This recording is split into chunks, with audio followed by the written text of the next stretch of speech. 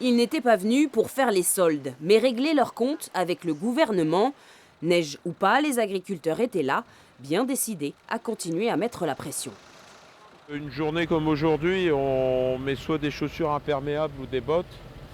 Ça résume bien la situation, puisque nos dirigeants, que ce soit nos dirigeants européens et français, nous mettent dans la mouise, dans le cambouis. Je trouve que le symbole est pas mal aujourd'hui. Benjamin Bizet est agriculteur à Faverolles, 10 ans déjà qu'il est en polyculture, mais il voit ses revenus baisser et a du mal à envisager l'avenir.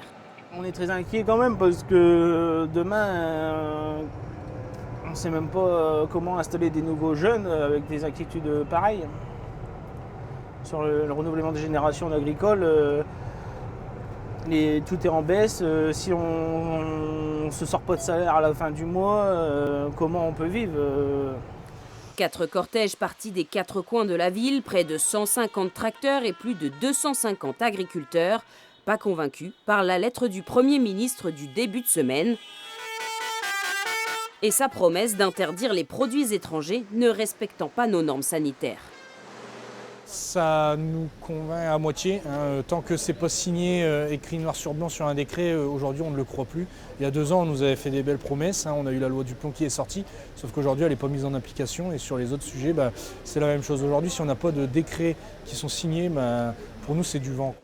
Pendant 2 heures, une délégation a été entendue par le préfet qui a tenu à la sortie à rencontrer le reste des manifestants. Nous, l'État, au niveau local et de manière générale, on est là pour accompagner les agriculteurs et certainement pas pour les embêter. Et à chaque fois qu'on peut trouver une solution, eh bien sûr, on le fera.